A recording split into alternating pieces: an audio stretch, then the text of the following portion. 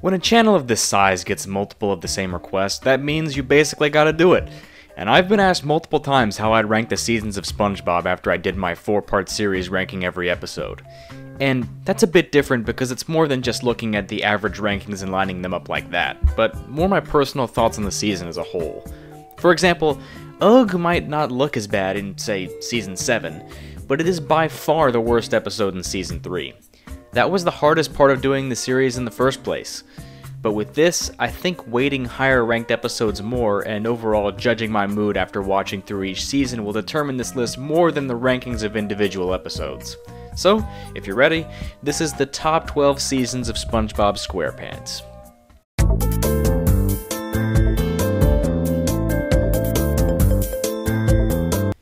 Before I talk about this season, I want to give some honorable mentions. Camp Coral and The Patrick Show are below every season of the main show based on principle alone. SpongeBob's not the type of show that lends itself well as spin-offs. But I digress. Season 6. Yeah, you might be surprised because I actually said already that 12 was my least favorite season. Well, when I said that, I think it was just an overreaction to watching the entire season all the way through. And you'll find out just how much my opinion changed whenever we get to Season 12's entry on this list. But obviously, I don't think it's the worst anymore. I mean, when you have something like Season 6, a lot of it blends together. The season probably has the most Squidward torture episodes of any season. Pineapple Fever, Cephalopod Lodge, Choir Boys, Squid's Visit, Boating Buddies. If there's any season where the writers lost their touch with Squidward, it was Season 6 for sure. Sure, there were other bad Squidward episodes before this season, like Good Neighbors, but by and large, this is the worst season for the characters in it.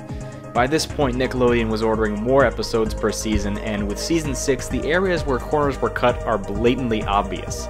A lot more gross-out humor placed there for no reason, but at the same time, since the animation quality went down, it rarely gets the reaction it's supposed to. And then, of course, there's the other episodes that don't have either of those problems, which, for the most part, are boring. Only a handful of episodes this season are ones I can genuinely say I like, and that does seem to be fan consensus. When you're rushing to get episodes completed, even in the good episodes, the animation will look worse, and some of the bad characterization will creep in. I mean, I like No Nose Nose, but even in that episode, I can't deny Patrick's douchiness is still there. Oh yeah, I forgot to mention, Patrick seems to get the worst characterization change of any character in the show. He went from being a well-meaning moron to someone that outright hates the character that's supposed to be his best friend. If episodes like The Card don't let you know that, then certainly some of the other episodes will.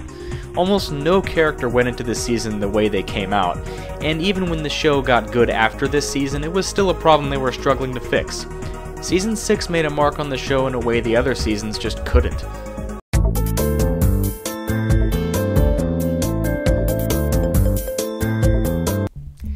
Okay, so my opinion didn't really change that much. I still don't like this season. But since I made a whole video about why I don't like this season, I'll keep it short. I think Season 12 is pretty awful. From its overuse of stupid faces that genuinely seem to be the substitute for any other type of comedy this season, to the return of the Squidward torture episode, this season stands out as a particularly awful one compared to the one before it. And one aspect I didn't really talk about in the Season 12 dedicated video was just how little sense some of the plots seem to make. Like there's one episode I got some backlash for putting so low in my rankings, The Hankering. In that episode, Mr. Krabs goes out of his way to make sure no one knows that he loves Chum, and he drives far away to another restaurant that isn't the Chum Bucket to eat it in secret. To say it's just SpongeBob or it's a dumb kid's show doesn't really work in this situation. You've set up the show in a certain way, and to just abandon the foundation of your show like this wasn't worth the low amount of humor that resulted from it. It was such a bad exchange that to this day, it makes me unable to see Krabs the same ever again. Even one-course meal wasn't able to do that. Aside from the dumbed down and at times poorly written plots we get from Season 12, the worst of this season comes when it tries to rip off of past episodes. I'm not joking, I could make about half dozen of the Office meme that's just talking about episodes from Season 12. You may not mind it, but I see ripping off as the pinnacle of laziness in a show that's gone on too long, and is the premier sign that a show has gone on too long. What's the point of making new episodes of a show if they can't be really considered new based on concept alone? Some people may mark Season 6, 5, or even 4 as the jumping the shark point of SpongeBob. Well, if that's the case, Season 12 is the point where the show jumped the shark, and it jumped so far over the shark that it hit a dead horse 50 feet away, and the force of the impact beat the horse to the point that it actually came back to life, only for its brain and heart to implode from the sheer shock of the whole situation.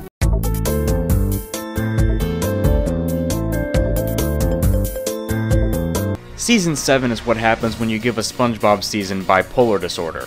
I'll say that about 2/3 of the season is bad, like episodes I do not want to watch again. Summer Job, One Course Meal, The Main Drain, You Don't Know Sponge, Big Sister Sam, That Sinking Feeling. I could go on and on.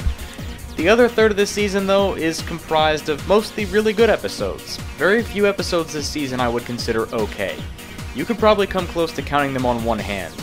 But it's amazing the highs and lows this season reaches. Like, shockingly so. Perfect Chemistry, Earworm, Growth Spout, Wreck of the Mauna Loa, etc. Those episodes do seriously line up with the classics, which, compared to Season 6, is an improvement. As much as the viewing experience compared to Season 6 is better, Season 7 still does share a lot of problems with 6 though. Lots of annoyance, Patrick being an awful character, Squidward getting tortured for no reason, lots of episodes being really boring, etc. And because shows with those problems rarely improve the longer they go on, I guess it's nice to see that Season 7 isn't as bad as it could be. Even still, I'd just skip it and watch some of the ones ranked higher on this list.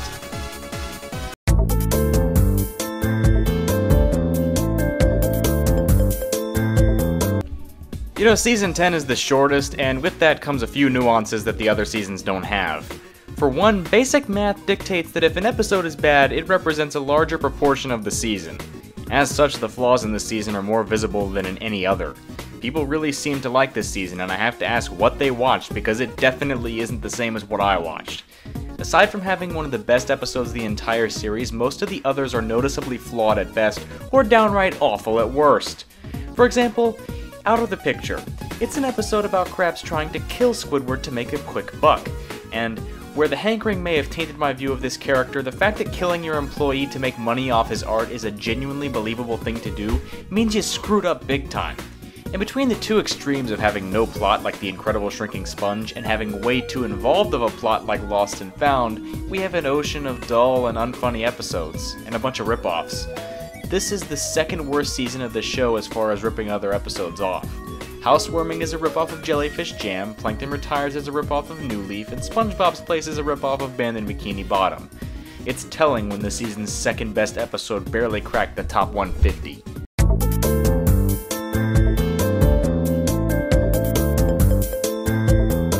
I doubt many people ask what season of SpongeBob is the weirdest since they assume they're all equally weird, but let me answer that for you.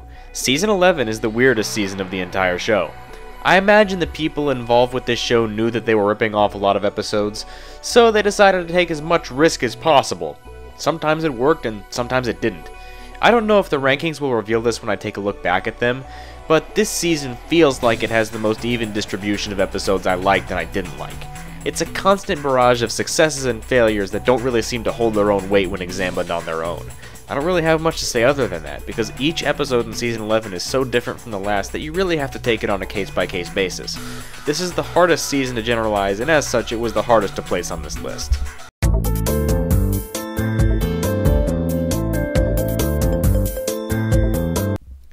SpongeBob Season 8 is actually a really interesting one to talk about, because I feel that the really bad episodes tend to be the most visible despite not being as large a number as Season 6 and 7. This season does tend to get unfairly lumped with those two, and has a reputation I don't think it's earned. No, believe me, there are the bad episodes in this season. However, I don't quite get how people think this season is really bad. I mean, It's a SpongeBob Christmas is in this season, and the same people that think that's one of the best episodes of the whole show think Season 8 is a terrible season. I guess I find this season harder to hate than Seasons 6 and 7 because the biggest flaw a lot of episodes in this season have is that they're boring. Obviously this season isn't the worst, but it was the hardest to sit through just due to how bored I was at times. Characters seem to be more soft-spoken and mundane, which can be funny at times, but if I got bored a lot during this season, just imagine how a kid would feel. You know, the people with shorter attention spans and the target audience of this show. It isn't really something I could quantify. With this season, there's the good, there's the bad, and then there's the boring. And the boring makes up the highest percentage of the episodes this season. Now, don't get me wrong, this season does have its fair share of awful episodes, including a bottom 10 episode. But beyond Phase Freeze, there's Smooth Jazz at Bikini Bottom, Demolition Doofus, Free Samples, Pet Sitter Pat, Restraining Spongebob, and Home Sweet Rubble. And those are just the ones I can name off the top of my head. But at the same time, I can't deny that the good episodes this season are a definitive step up from Season 6 and 7, and even managing to get 2 episodes in the top 30. Like with every season, there is good and bad, but with this season, the average episodes tend to make up the bulk, which, depending on what your standard is for a good episode, may make you hate Season 8 more or less than some people, which is why this is probably the season fans differ most on in opinion.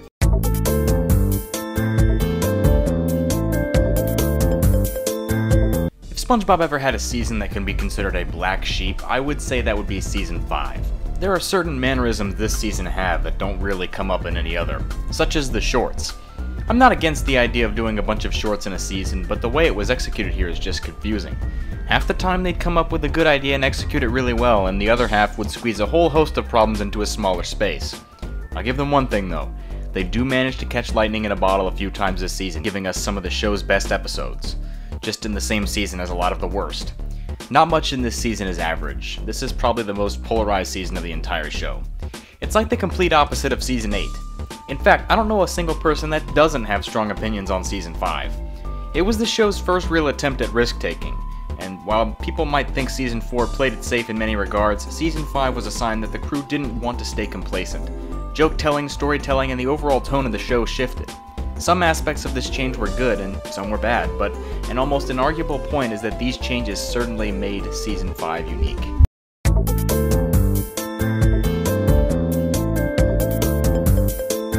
I keep seeing people on Twitter defend Nickelodeon's cash grabs, SpongeBob spin-offs, by automatically dismissing the argument that Hillenburg wouldn't have wanted them. I don't know why people are surprised at that though. Nickelodeon's been doing that kind of thing since practically the beginning. Hillenburg did not want a 4th season. Nickelodeon did, and it's pretty obvious who won that argument. So Hillenburg decided to leave the show, and for it being the first season without him, things seemed pretty normal. Season 4 seems to tell the stories and jokes that are very SpongeBob-esque, and something most people would expect from the show. However, I've already mentioned that Season 4 plays things safe, and yes, it absolutely does. But in the context of what Season 4 was on the side of the production team, that's a compliment.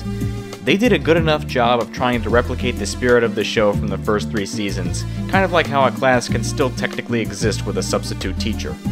The jokes, plot lines, and atmosphere around the show certainly seemed the same in Season 4, and the resulting episodes were mostly good, but very few of them stand out as great, which is why it's number 5 on the list.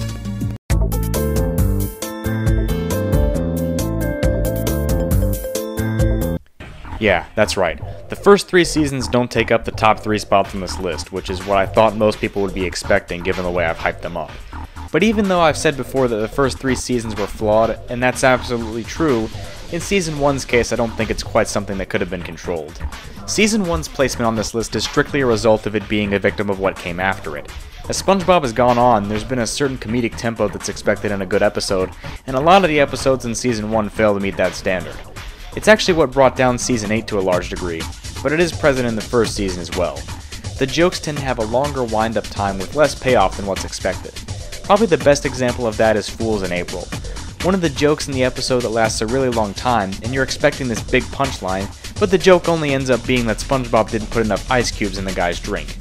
Like I said, Season 1 does live up to the pre-movie hype, but the only reason I'm being so negative with this entry is because I'm justifying why it's lower than I expect a lot of people would put it. If Season 7 was in this spot, for example, I'd be way too positive for the same reason. So yes, Season 1 is a really good season, but there is one of the later seasons that's better than it.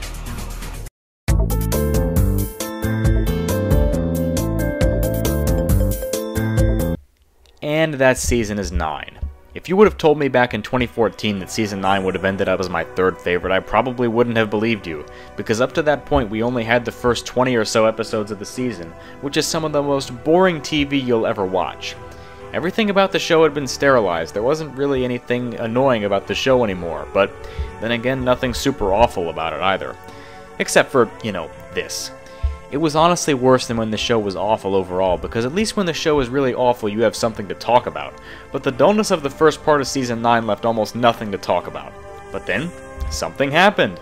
The production of the second movie put Season 9 on hiatus, and after the hiatus was broken, Steven Hillenburg and a few of the old crew members returned to work on Spongebob, and this breathed new life into a show that was stagnating. The show was funny again, the show was memorable again, and more importantly, the show was something I actually liked again. Now, was the second half of Season 9 perfect? No, and there were even some bad episodes after the return. But honestly, the show was miles better than it had been. 4 episodes from the second part of the season were in my top 15, which is a mind-blowing stat when you consider that just 1 episode from Season 2 was in that same segment of the list. The main reason Season 9 is below 2 and 3 is because you still have the first 20 episodes weighing the season down by a bit, by generally being lower quality. But which of 2 or 3 do I find to be better? Well, you'll have to find out after this transition. Or you won't if you have really bad deduction skills.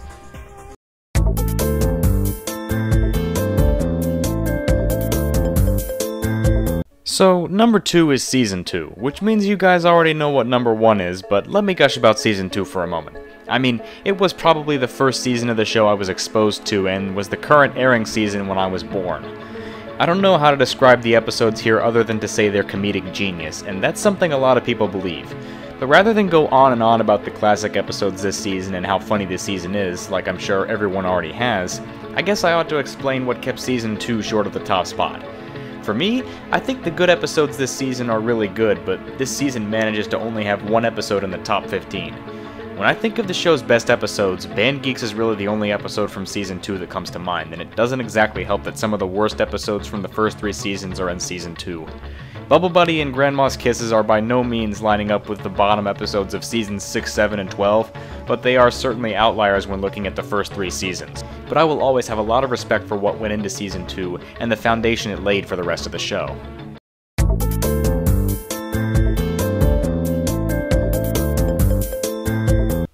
We finally reached my favorite SpongeBob season, and that's Season 3.